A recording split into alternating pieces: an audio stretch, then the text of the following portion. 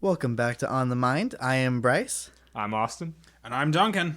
Today we're going to be talking about the protests, mostly in Washington, D.C., but really all across all 7 continents. First, on Inauguration Day, there were huge protests. Some were violent, and I don't know, we can talk about that first. There are videos of people throwing trash cans to the ground. That was the one I saw the most, which actually made me giggle quite a bit. A lot of people on social media were concerned with the trash can on K Street. But there are also videos going around of people lighting a limousine on fire, smashing windows of a Starbucks, and also Bank of America. Duncan had a little bit to say about that. Yeah, the only thing I really want to say here is I'm all for peaceful protest, even if I don't necessarily agree with it, but there were a few people there who were not only protesting Donald Trump violently, but we actually heard reported, in one instance at least, someone was carrying a sign that literally said, "No peaceful transfer of power."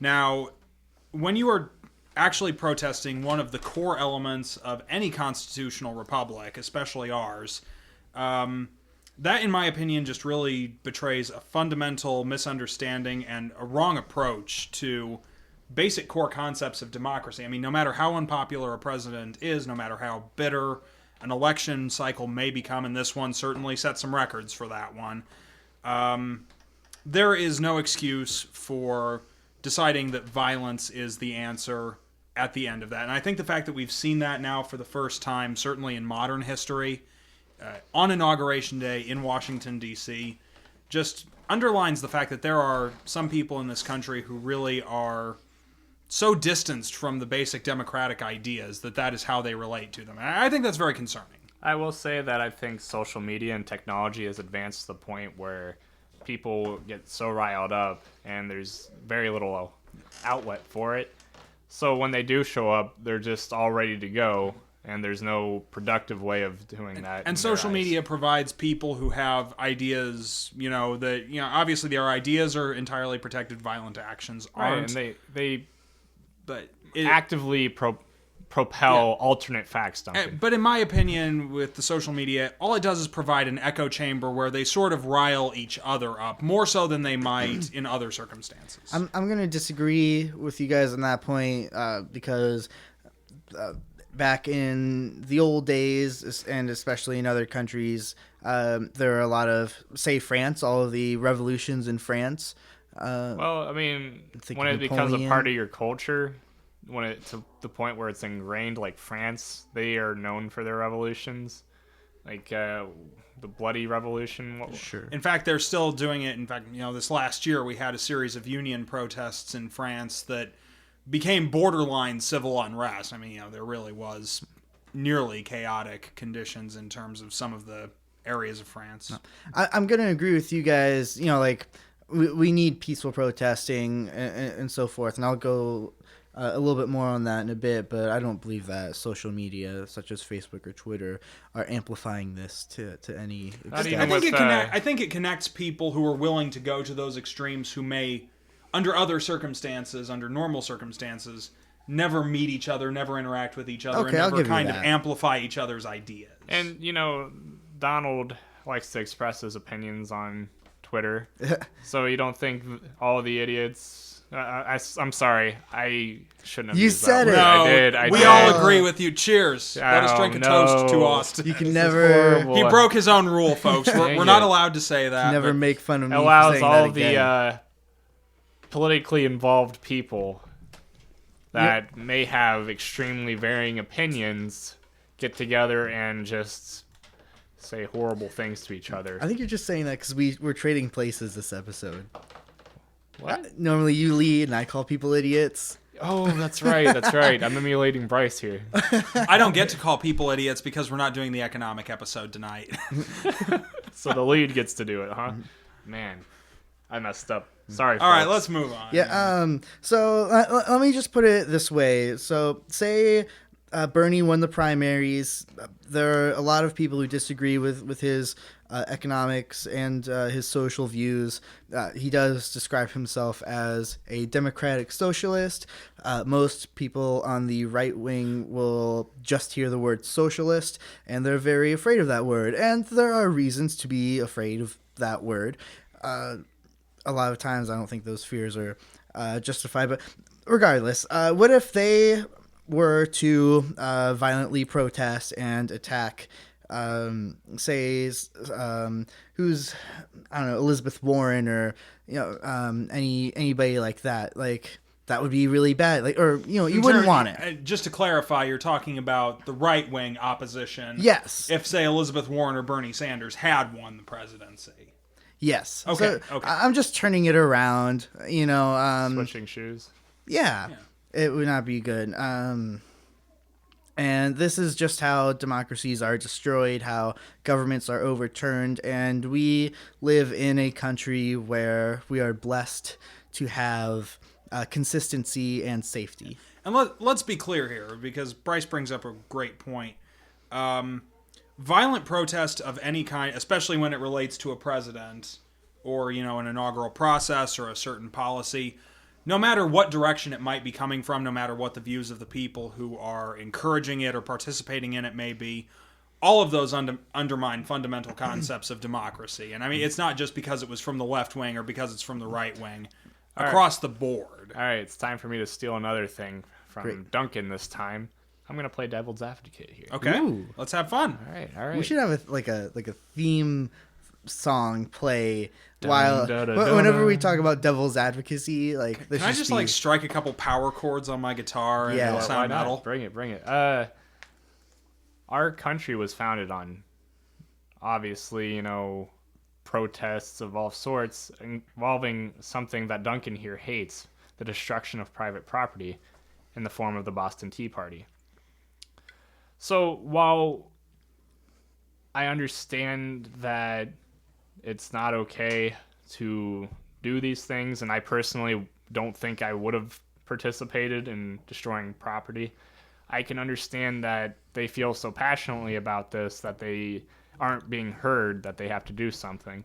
And while the conditions have changed drastically, the mood stays the same in a sense. Like, okay, think about it like this. The colonists were protesting taxation without representation. With Donald Trump being elected, that leaves a lot of people that don't want what his vague policy decisions or explanations are so far to be what defines our country. So as much as I disagree with them, I can understand that in a way our country was founded on being able to protest. And we talked about this earlier. While they should be punished, they made that decision.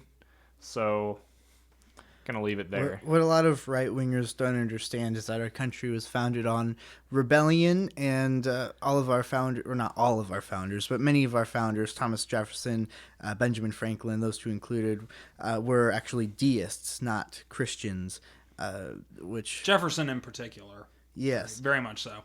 But then on the other hand, what a lot of left-wingers don't understand, or don't quite grasp, is that the rebel flag kind of pertains to that, and a lot of liberals like to criticize those who sport the rebel flag on, say, clothing. We will have to have a discussion on that one. We actually should, because I'm sure I would bring unpopular opinions to the table here, but... You know what? Let's save it for another day, because I have very strong feelings, big feelings, huge feelings about this. Are they the greatest feelings? Of all time, obviously. Let's move on to the Women's March. Oh, yeah. So that all across the entire world, 7 continents, including Antarctica. A huge percent of the Antarctic population. Yes. Relative to its size, larger than any other. Yeah.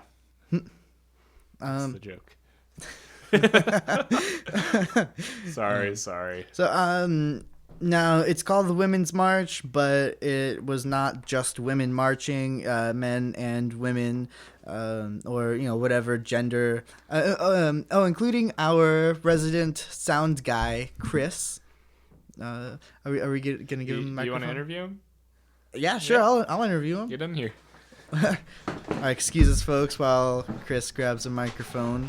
I would like to do jokes and snappy patter while this happens, but I have no sense of humor. That Hello? was funny right there. Austin's cracking up. All right. Hello, Chris. Hello. It's nice to hear your soothing voice on the microphone. Thank you. So tell us about the Women's March. How long were you there? You were in Chicago, correct? Yes, And it was. how long was the march? Was it an all-day thing? It was. I think it was all day. We were there from like 10 in the morning until like 4 or so. Okay. That's how long we stayed. But All right. And let's see. It was actually oversized, correct? Tell me a little bit about that. yeah, I'm not really sure what how many people they expected. Mhm. But I heard there was around 250,000. I'm not sure if that's accurate now or like how many people joined in or whatnot. But when I was there, they said something like this march has become a rally because there was too many people had like showed up. So she said it was a rally, but then people just started moving and started just marching anyways, and it was pretty cool. And let's see. Was there any violence at all? Not that I saw. I didn't see anybody. Oh, I saw there was a guy in his car and his wife was screaming at him because they were stuck in traffic because there's so many people swarming the city. It was really funny. I think we can all kind of relate to that poor fellow's situation.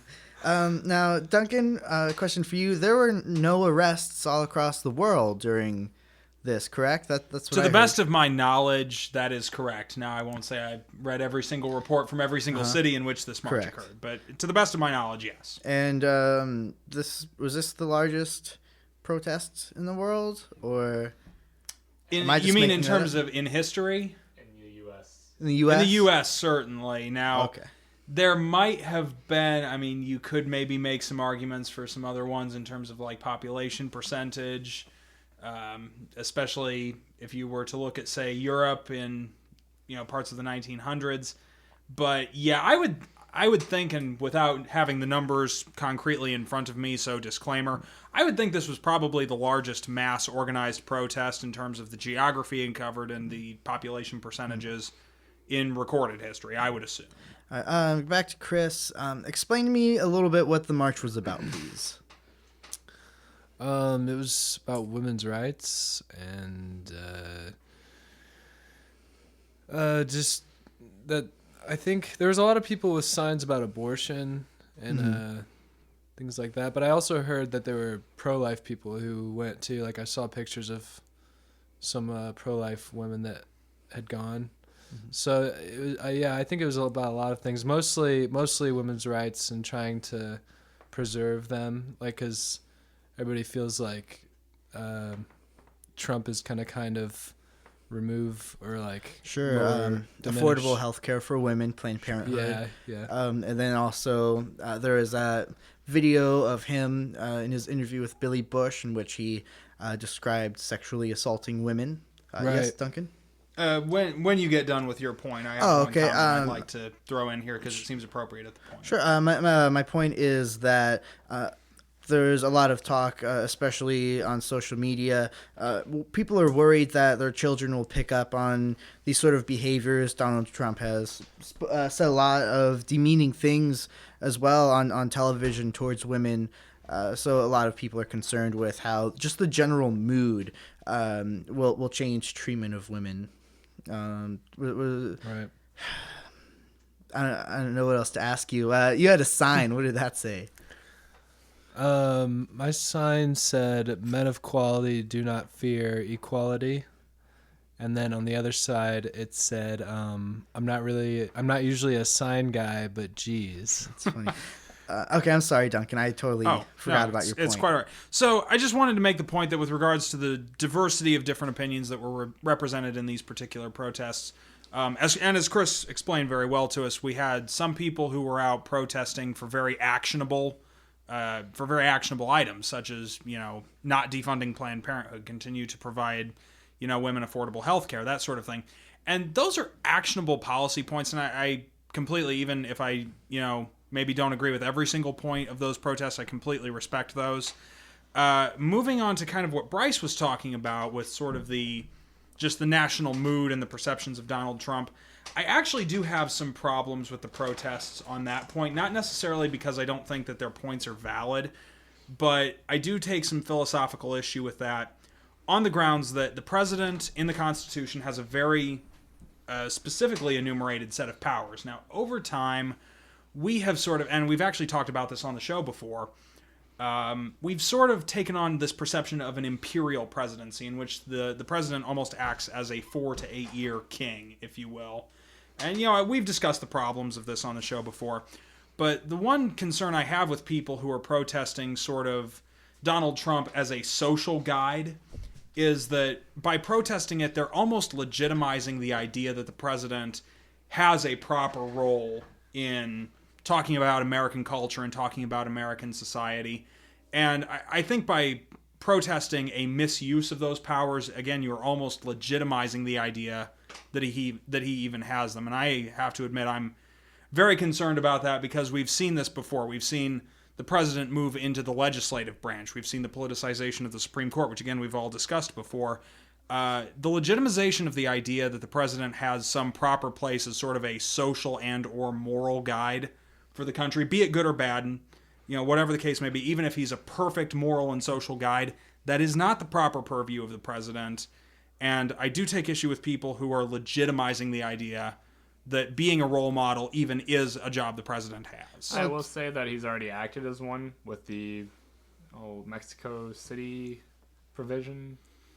Sure, but again, should we be encouraging that? Should we be further legitimizing that? Or should we be saying this is not what you're... No. It's legitimizing it. It's not encouraging it. It's legitimizing it by opposing it. However, it's already apparently in his position since he is acting as it. So them protesting things such as the Mexico City provision. But the thing is, they're not protesting to say. Sorry. He's the lead. Oh, wow! I have all the power. What I was gonna say was just because, say I have a viewpoint and you want to protest my viewpoint, that doesn't give it more power. But we shouldn't be protesting the viewpoint. That's the point here. Is the president's viewpoint on social issues, unless it's legislatively bound in policy, has absolutely no impact on anything. We shouldn't legitimize the idea. We shouldn't legitimize the idea that he has any proper role in that standpoint, be it good or bad. No matter if it's good or bad, it doesn't matter. He shouldn't be a good moral guide for the country. He shouldn't be a bad moral guide for the country, because the president's job is to administer the executive branch of the government. He has no proper place. Now, you are correct. But it still has an impact. He's a very influential person, no matter who it is. No matter whoever carries on this role is influential, and what he says will impact, especially young people. So I think it's perfectly within people's rights to protest. I'm not saying it's not within their rights. It's obviously within their rights. Sure. I'm saying I philosophically disagree with their reasons for protesting. Interesting. And I think that they're driving something that shouldn't be driven. Real quick, I just want to say thank you to Chris for being on the show, talking to us. Thank you, guys. Thank you. We are actually really glad to have Chris on because he's been sitting here with us for, 7 months now, probably? Yeah, right around. And, he never says a word, and he always gives us feedback on how we do and everything, so it's really cool having him on. Yeah, it's nice, and I wish we could have him on more often. We should. I would like that. And he has by far the best voice out of the four of us. Without question. Mm-hmm. So welcome back, Austin. How you doing? I feel like I never left, even though I did. Do you have anything else to add? Not that hasn't already been touched on without adding on and going in a circle again. Mm-hmm. Protests are part of the American culture, but we should definitely keep it peaceful. I had one thing. Since I'm leading, I wanted to ask. Now, this isn't necessarily according to the topic, but I am curious about what you guys think. Now, none of us protested, unlike Chris, but hypothetically, if we had, what would it take from Donald Trump to, how do I say this, be thought of as a good president in your mind? A complete overhaul of his looks. Okay. No, that's a good question. Oh, sorry. Austin, Are we supposed to actually? finished? Yeah, no, are we answer. supposed to Sorry, answer? I'm waiting Oh, for we're- your response. We're seriously supposed to answer. Oh, crap. Yeah, as briefly as you can. I'd like to see him make clear policy decisions instead of vague ones, and then being able to defend himself because he never had anything solid to begin with. I would like him to take economics seriously for a long term instead of just looking at the short term goal. Social policies, I don't want him to just fall in line with Republican leaders and go as socially conservative to preserve his voter base. I'd like to see him expand. But most of all, what I would personally like to see is him expand his vocabulary. I know that's petty, but he uses the same words so often. I can probably find a large number of sixth graders that could write a speech better than he could. And that's not what I want to see out of my president. That's good. All right, Duncan? So for me, it would be a fairly simple matter. Basically, all Donald Trump would have to do to earn at least a degree of support from me would be to focus on the idea of shrinking government. You know, he has people around him who have this goal and who know how to do it. With a Republican Congress and a Republican Senate, he has the ability to do it. Unfortunately, Donald Trump, and I'm going to go on a little bit of a tangent here. I do apologize, No, Bryce, go doing for this it. to you your first time, but I've heard a lot of people describe Donald Trump as a conservative, and that is fundamentally inaccurate. Donald Trump is, if we define liberalism in terms of the role, the idea that the government has a role in the day-to-day lives of the people, then Donald Trump is one of the most liberal, if not the most liberal president we have ever had in American history. So I'd just like to see him become a true conservative. Get the government out of people's lives. Get the government out of the social issues. Get the government out of economic regulation. Focus on a few key points that the government has a proper role in. Administer the executive branch well. And do what a president is supposed to do. And then I will support him. I'll give my own answer real quick. He'll get a tiny sliver of respect from me if he swears off Twitter. Now, Fair enough. That's fair. For That's me good. to actually support him as a president, if he actually listened to popular opinion when it comes to things like climate change and also now I don't want to say social views because of the discussion that Duncan and I just had. Now I agree that the president should stay out of social views, but as he can be supportive of popular what's going on, such as supporting the LGBTQ community, and then just economically be responsible. Sure, be a little more conservative. Get the government out of our lives, just like Duncan said. Any final thoughts, Austin? Glad that we had you lead this. I think you did a really good job. Aw, Duncan. You know, I think I'm pretty well talked out. Just let democracy run its course. Be patient. Hopefully next election we'll have somebody who better represents the people. Thank you for listening on The Mind. I'm Bryce. I'm Austin. I'm Duncan. Good night. And a special thank you to Chris. Oh, yeah. All right. Good night.